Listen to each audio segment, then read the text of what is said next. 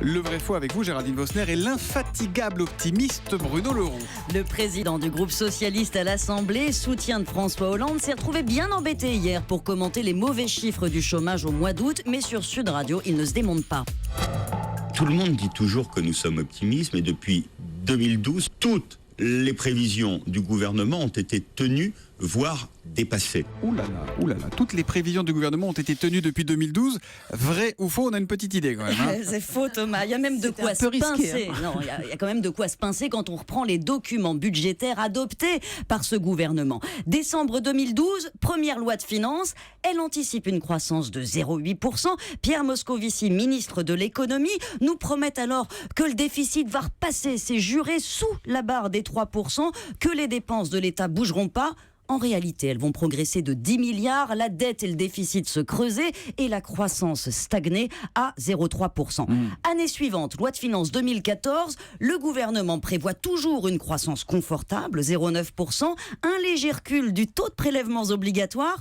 Or, en 2014, les impôts atteignent des sommets, la dette publique explose et le déficit se creuse, 4% du PIB. On est loin alors des 2,2% promis au début du quinquennat. Bon, le gouvernement s'est trompé, mais il a rectifié le tir. C'est vrai, face aux critiques des économistes, le gouvernement ajuste ses prévisions dans les lois de finances rectificatives, modère son optimisme, et puis en 2015, il change complètement de braquet. Cette année-là, il adopte des prévisions carrément en dessous de ce qu'attendent les spécialistes. Une croissance modérée, un déficit énorme, 4,3% du PIB, ce qui lui permet, Thomas, quand les vrais chiffres tombent, 3,5%, de dire « Regardez, on a fait beaucoup mieux qu'attendu ».